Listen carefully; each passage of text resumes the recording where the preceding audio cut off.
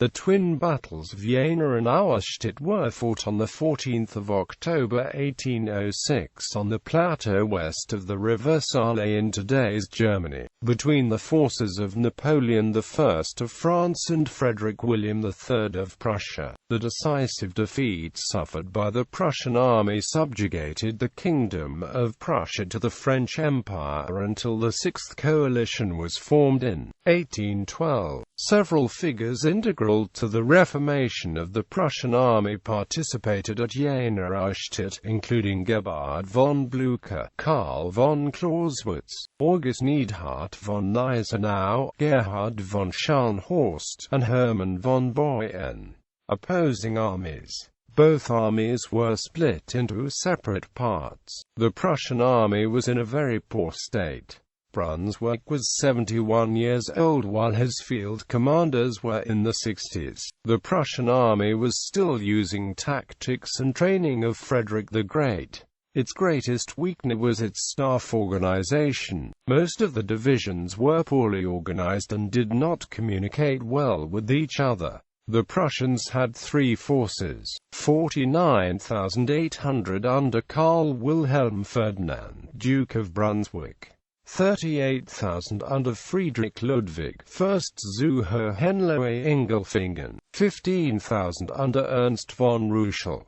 The Grande Armée acutely loved their emperor and the generals. The army was very experienced and was very well led, with a good mix of older, more experienced marshals and younger, upcoming marshals. Napoleon's main force at Jena consisted of about 53,000 men in total. Nicolas Jean de Dussault's 4th Corps, Jean Lanner's 5th Corps, Michel Ney's 6th Corps, Pierre Augereau's 7th Corps, the cavalry of Vicky Murat. Further north, in the vicinity of Auerstedt, the French forces were Jean-Baptiste Bernadotte's 1st Corps and Louis-Nicolas Davout's 3rd Corps. Overview. The battles began when elements of Napoleon's main force encountered Hohenlohe's troops near Jena. Initially only 48,000 strong, the emperor took advantage of his carefully planned and flexible dispositions to rapidly build up a crushing superiority. The Prussians were slow to grasp the situation, and slower still to react. Before Ruchel's 15,000 men could arrive from Weimar, Hohenlohe's force was routed. Nevertheless,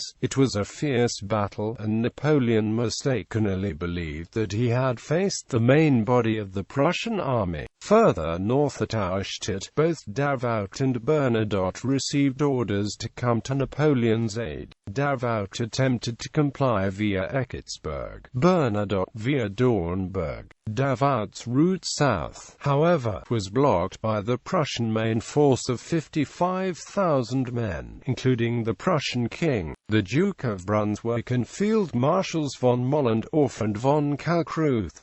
A savage battle ensued. Although outnumbered 2-1, Davout's superbly trained and disciplined 3rd Corps endured repeated attacks before eventually taking the offensive and putting the Prussians to flight. Though in sight of the battle, Bernadotte took no steps to come to Davout's aid, for which he was later censured by Napoleon. Battle of Jena. Planning. Prussia's main weakness in 1806 was a very weak high command structure that included command positions being held by multiple officers. One such example is the position of Chief of Staff, held by 3 different officers: General Fall, Colonel Gerhard von Scharnhorst and Colonel Rudolf Massenbach. This confusing system led to delays and complexities that resulted in over a month's delay before the final order of battle was prepared. The Prussian army was divided into 3 armies drawn from across Prussia. Another obstacle facing the Prussians was the creation of a unified plan of battle. 5 main plans emerged for discussion, however. Protracted planning and deliberating shifted shifted the initiative to the French. Thus, the Prussian plans became mere reactions to Napoleon's movements.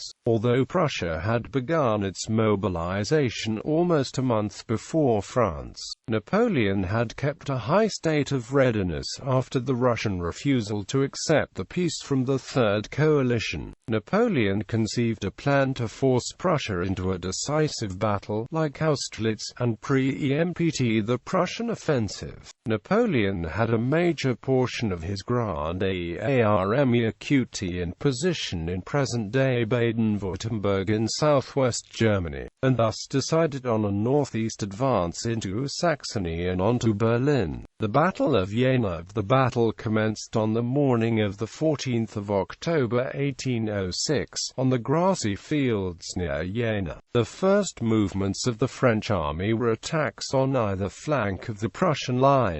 This gave the supporting armies time to get into position. These skirmishes had little decisive success save for a breakthrough by the French general Saint-Hilaire, who attacked and isolated the Prussian left flank. At this time, Marshal Michel Ney had completed his maneuvers and had taken up position as ordered by Napoleon. However, once in position, Ney decided to attack the Prussian line despite having no orders to do so.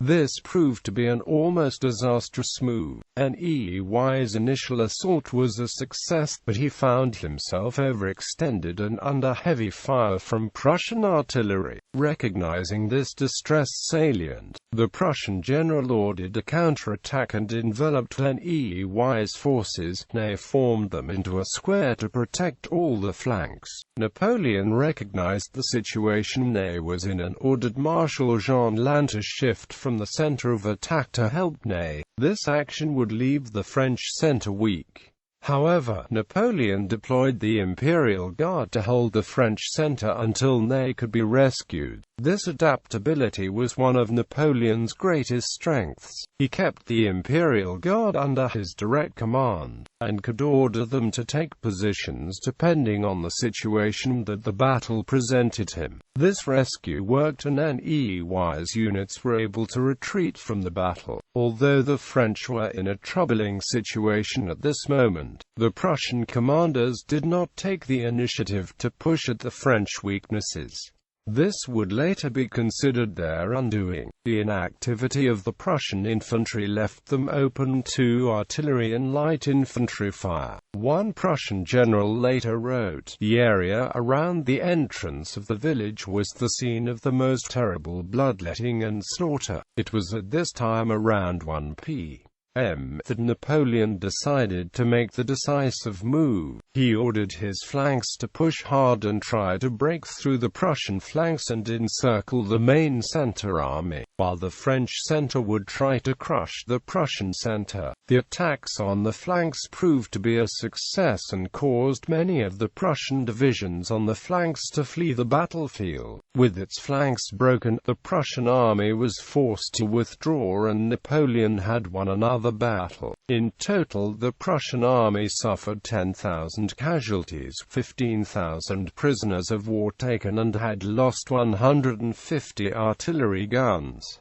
Battle of Auerstedt. General Etienne Gudin's division were on the move from Naumburg before 6:30 a.m. By 7 a.m., the first chasseurs were stopped cold in the tracks outside of Popple by Prussian cavalry and artillery. There was a heavy fog that he had lifted just as they approached the village. Once Davout became aware of the Prussian force, he ordered Gudin to deploy his force at Hassenhausen. The Prussian commander on the field was Friedrich Wilhelm Karl von Schmettau. His division was actually under orders to proceed down the very road that Davout was on, to block his advance in the Kosen Pass. While Schmettau's troops were deploying to attack Hassenhausen, Blücher arrived with his cavalry and deployed on his left. Together they attacked Gudin's troops and pushed them back to the village.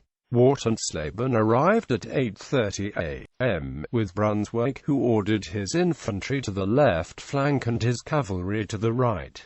The rest of the French cavalry arrived at 9 a.m. and was placed on Gudin's left. General Louis Frantz division and the 12-pound artillery arrived at 9:30 am, and moved in squares on Gudin's right. The advance of the French squares forced Blücher's cavalry back. Seeing no other option available, he ordered his cavalry to attack. At this very moment, two of Warten's Leben's regiments attacked Hassenhausen. Everything failed. 3 Prussian cavalry regiments were routed and the infantry fell back. At this critical point, Brunswick needed to take drastic action. Shortly before 10 am, he ordered a full assault on Hassenhausen. By 10 am, Brunswick was carried from the field mortally wounded along with Schmettau, who was also badly wounded. With the loss of these 2 commanders, the Prussian command broke down.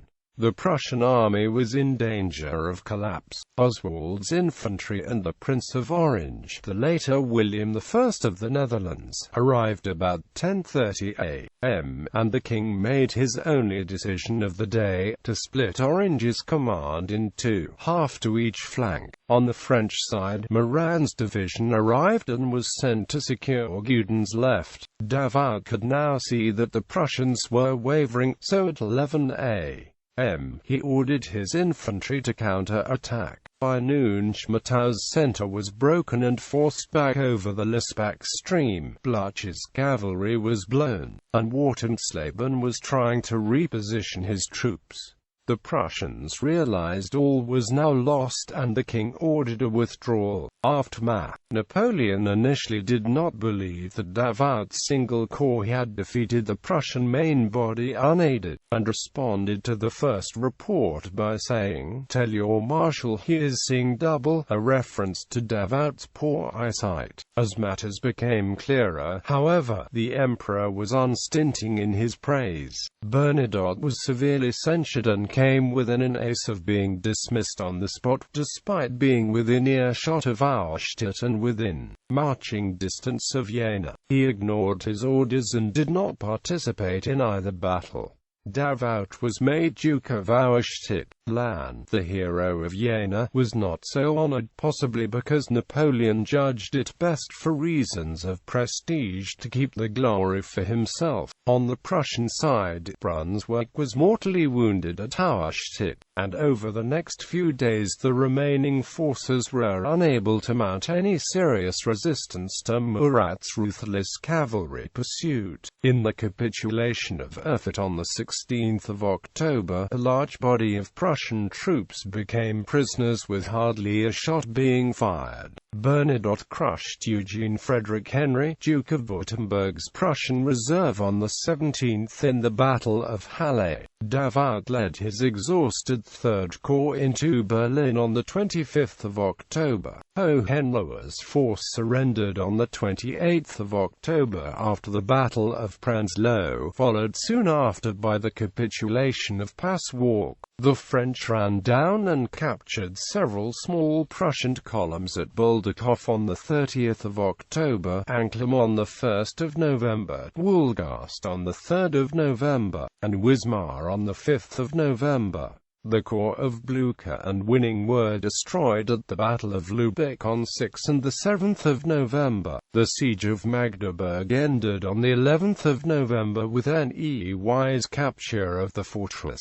Isolated Prussian resistance remained, but Napoleon's primary foe was now Russia, and the Battle of Eylau and the Battle of Friedland awaited. Martin van Creveld has stated about the effects on command that, thus Napoleon at Jena had known nothing about the main action that took place on that day, had forgotten all about two of his corps, did not issue orders to a third, and possibly a fourth, was taken by surprise by the action of a fifth, and, to cap it all, had one of his principal subordinates display the kind of disobedience that would have brought a lesser mortal before a firing squad. Despite all these faults in command, Napoleon won what was probably the great single triumph in his career. Influence. The battle proved most influential in demonstrating the need for liberal reforms in what was then still a very much feudal Prussian state and army. Important Prussian reformers like Scharnhorst, Gneisenau and Clausewitz served at the battle. The reforms, together with civilian reforms instituted over the following years, began Prussia's transformation into a modern state, which took the forefront in expelling France from Germany and eventually assumed a leading role on the continent. The German philosopher Hegel, who was then a professor at the University of Jena, is said to have completed his chef d'oeuvre, The Phenomenology of Spirit, while the battle raged. Hegel considered this battle to be the end of the history, in terms of evolution of human societies towards what we would call the universal homogeneous state. Napoleon built a bridge in Paris which he named after this battle. When he was defeated, the Prussian contingent of the Allied forces of occupation was so incensed by its name that they wished to destroy the bridge. Talleyrand renamed the bridge after the French Army, which dissuaded them from doing so. The station of the Paris Metro at the bridge has the same name. The battle is depicted in the alternate history fantasy novel Black Powder War by Naomi Novik, the third in the Temeraire series.